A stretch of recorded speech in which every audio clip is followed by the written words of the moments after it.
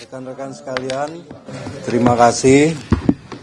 Tadi kita sudah menyaksikan bersama kedatangan Perdana Menteri Australia Anthony Albanese dalam rangka kunjungan kerjanya ke Jakarta untuk bertemu dengan Presiden Prabowo Subianto.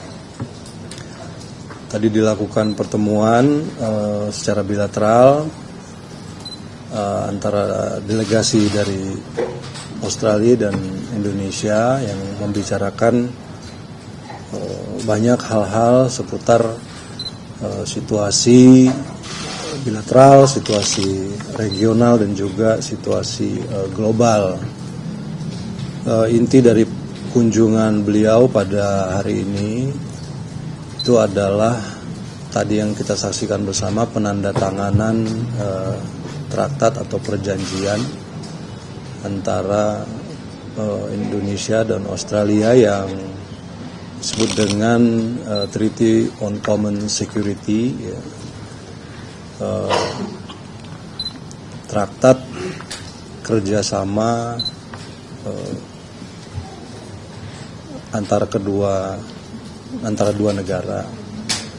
Sebagai informasi bahwa ini adalah merupakan kelanjutan dari hasil kunjungan Presiden Prabowo ke Sydney pada bulan November yang lalu, di mana saya dan Menteri Luar Negeri Penny Wong telah menyetujui satu dokumen perjanjian yang isinya adalah bahwa ada kesepakatan untuk membicarakan hal-hal yang sifatnya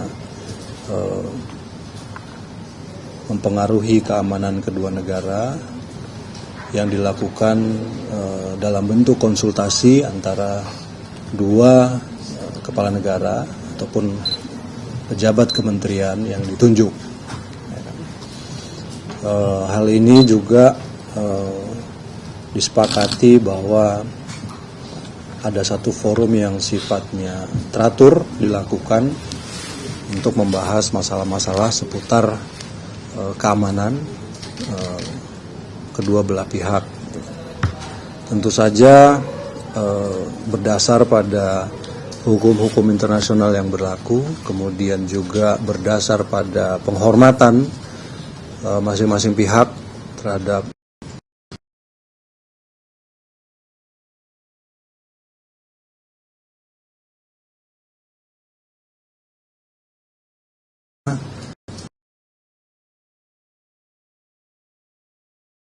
yang modelnya juga kita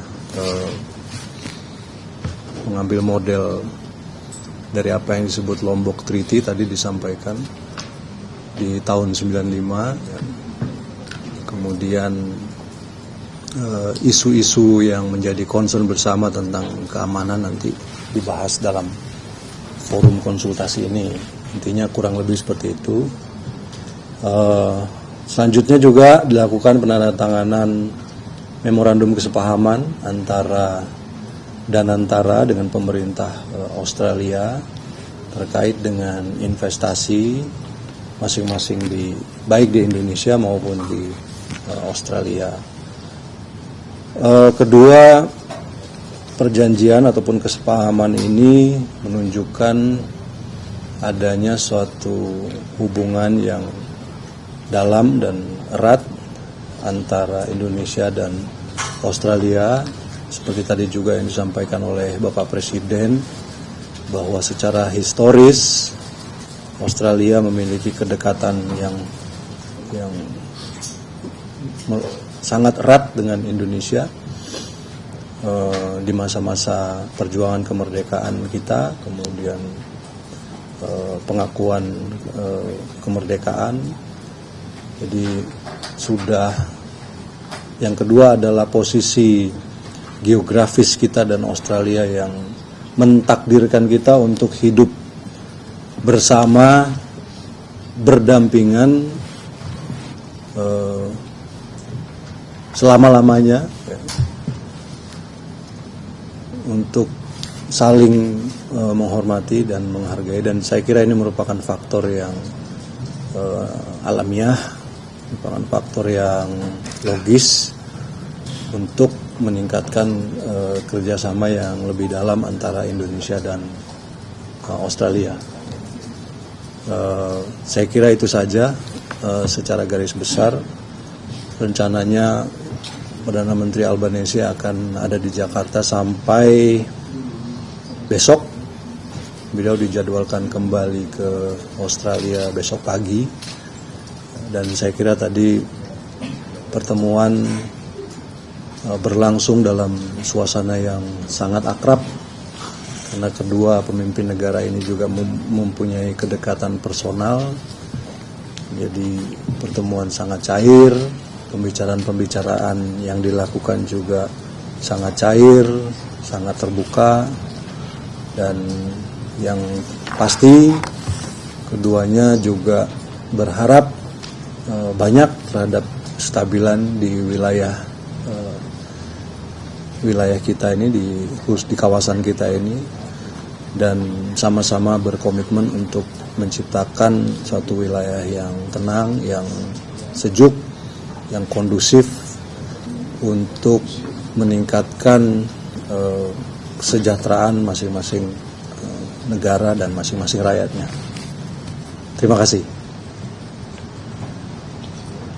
Mas Ugi, saya Nia dari Kompas mau tanya soal ini Mas. Kan tadi ini sebenarnya kalau Mas bilang garis besarnya sama dengan Lombok Treaty yang sudah ditandatangani pada tahun 1995. Tapi kalau misalnya kita melihat konteks geopolitik saat ini, keuntungan yang didapat oleh Indonesia tuh dari adanya treaty yang saat ini tuh apa, Mas? Terus yang kedua tadi kan di sambutannya PM Albanese itu sempat menyampaikan soal ada tawaran untuk perwira senior Indonesia bisa punya posisi di ADF gitu. Itu maksudnya gimana sih, Mas? Posisi di ADF? Offering establish of new embedded position of Indonesian senior officer in ADF. Jadi ADF itu Australian Defence Force. Iya, Mas. Jadi ini merupakan satu extension ya dari kerjasama Defense Cooperation Agreement antara Indonesia dan Australia tahun 2006, yang juga sudah menuliskan atau menyuratkan adanya hubungan kerjasama antar kedua militer dalam bidang pendidikan misalnya gitu kan, dan itu juga tadi yang juga menjadi pembahasan. Kemudian tadi kalau ditanya mengenai situasi untungnya bagi Indonesia apa, jadi negara kita tidak bisa lepas dari hubungan dan keterkaitan serta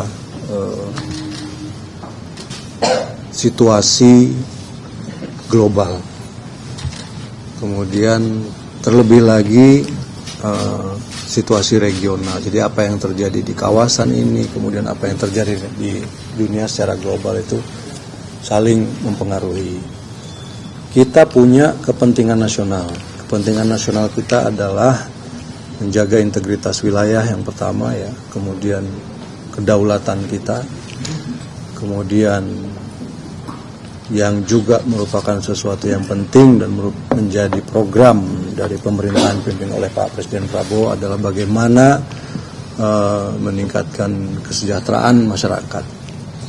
Untuk bisa mencapai tujuan-tujuan dan kepentingan-kepentingan nasional kita ini, kita perlu satu suasana yang stabil, suasana yang tenang, suasana yang sejuk, damai gitu kan. Karena kalau tidak ada kestabilan, tidak ada perdamaian, tidak ada atau adanya tensi atau konflik, itu akan membuat keinginan dan kepentingan serta cita-cita kita tadi itu tidak bisa tercapai. Jadi di situ saya kira kenapa kita penting untuk membuat kerjasama dengan negara-negara di kawasan, negara-negara di sekeliling kita, supaya apa yang menjadi tujuan dan kepentingan kita itu bisa terlaksana dan tercapai. Kalau yang kedua itu Mas gimana ya Mas tadi Mas? Kan jadi kan dalam treaty ini ada sejumlah inisiatif pertahanan baru. Tidak ada sejumlah inisiatif pertahanan baru. Tadi saya sampaikan bahwa treaty ini adalah traktat untuk membuat satu forum konsultasi bilateral di bidang keamanan antara yang dilakukan oleh pimpinan kedua negara. Tidak ada inisiatif-inisiatif pertahanan. Kalau tadi ditanya apakah ini merupakan apa tadi istilahnya? Fakta, tidak. Ini bukan merupakan fakta, ini bukan merupakan bukan fakta pertahanan, bukan fakta militer gitu. Tidak ada yang kemudian seperti yang tadi disampaikan bahwa ancaman terhadap satu negara merupakan dipersepsikan sebagai bahaya juga atau bagi negara yang lain, tidak seperti itu. Ini adalah forum keamanan di wilayah. Berarti kalau misalnya persepsi security challenge-nya Australia dan Indonesia mungkin beda, itu berarti Indonesia tidak mempersepsi misalnya China sebagai ancaman atau seperti itu. Kita tidak membicarakan soal itu, ya, ini konsultasi yang kita persepsikan masing-masing apa ya. Situasinya kan bukan hanya persepsi tapi juga situasi situasi faktual yang terjadi itu seperti apa, itu juga pembahasan. Mas Yuki, kan ini juga 95 sudah ada, cuman terkesan jadi part lagi atau dihidupkan kembali. Tapi bedanya sama 95 apa sih Mas? Kalau apakah benar di level yang akan melakukan konsultasinya, kalau di 95 mungkin hanya di level menteri, tapi kalau yang tadi kami baca dari pihak Australia ada leader dan menteri. Ya. Artinya apakah setelah ini apakah ada kegiatan reguler lagi di antara para leadernya atau gimana Mas? Saya kira itu merupakan konsekuensi logis berikutnya ya, bahwa ini adalah media konsultasi antara pimpinan dan juga level menteri ya, itu yang akan terjadi. Ada forum-forum diskusi, forum-forum konsultasi yang sifatnya rutin. Artinya akan diselenggarakan dalam waktu dekat ke untuk agenda di leadernya annually atau seperti apa maksudnya? Itu belum kita bahas. Pasti, tapi ya sesuai yang disampaikan bahwa ada forum rutin untuk membahas dan berkonsultasi ya. Bedanya sama tugas itu. Jadi dari Australia misalnya bisa mengharapkan Indonesia bisa membackup Australia apabila ada tantangan yang diarahkan ke Australia dari Indonesia. Itu hypothetical ya. Kita baru tahu coklat pie itu coklat pie kalau kita udah rasakan dan rasanya coklat pie.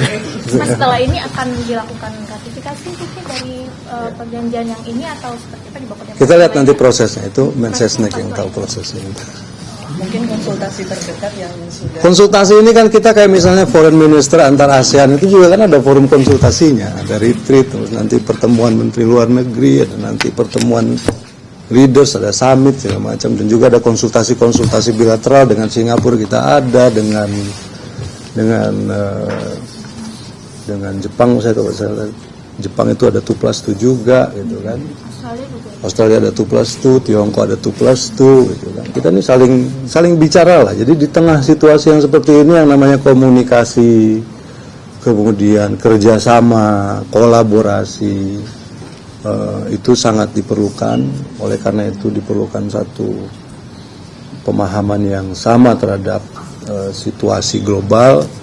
Kemudian kita juga punya kepentingan-kepentingan yang ingin kita wujudkan gitu kan. Oleh karena itu seperti yang disampaikan oleh Pak Presiden, kita ingin jadi tetangga yang baik. Oleh karena itu ya kita saling membicarakan tantangan-tantangan yang kita hadapi, bagaimana mengatasi tantangan-tantangan tersebut dan bagaimana bekerja sama untuk bisa mengambil sesuatu yang baik dari situasi yang ada sekarang. Ada tingkat waktu buat implementasinya kapan ya Mas? Kalau di artikel 4 kan nggak ada ya, belum ada. Kapan akan diimplementasikan? Nanti kita bicarakan sama di level teknisnya. Oke? Tadi kan ada Pak Prabowo sempat ngajak kalau investasi di bidang pendidikan. Nah, kira-kira tadi kan adanya Danantara tuh. Kira-kira maksudnya skemanya seperti apa sih ya, kalau Danantara atau alur investasi pendidikan itu seperti apa, penguatan kapasitas guru dan Bukan tadi kerjasama pendidikan, kalau investasi kan di tempat-tempat lain. Kerjasama pendidikan ya contohnya aja kan ada beberapa universitas Australia yang sekarang udah ada di sini, ya, itu dieratkan. Apakah itu nanti universitas ditambah, yang lebih seperti itu. Atau ada pertukaran pelajar, guru, dan sebagainya. di situ ada peran Danantara masuk atau gimana untuk masuk investasi di sektor pendidikan tadi? Hal yang terpisah itu ya. Dan antara investasi baik di sini ataupun di Australia. Pendidikan kita berbicara sektor yang berbeda gitu. Mungkin pertanyaannya lebih kepada perjanjian Frankfurt, tapi kenapa juga ada MOU perjanjian?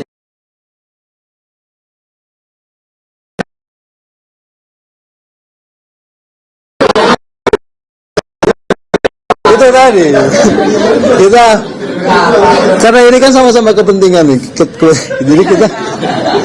jadi traktat ini urusannya security, terus tadinya mau dilakukan terpisah, gitu kan, biar nggak membingungkan kayak gini, gitu kan.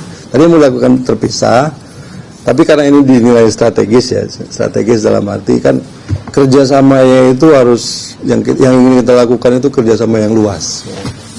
Termasuk juga. Oleh karena itulah kemudian ya udah dijadikan satu saja tanda tangan Danantara itu di momen dan tempat yang sama. Ini kesepahaman, nota kesepahaman antara Danantara sama pemerintah Australia, tapi nanti kan pasti ada penerjemahan daripada MOU. Oke?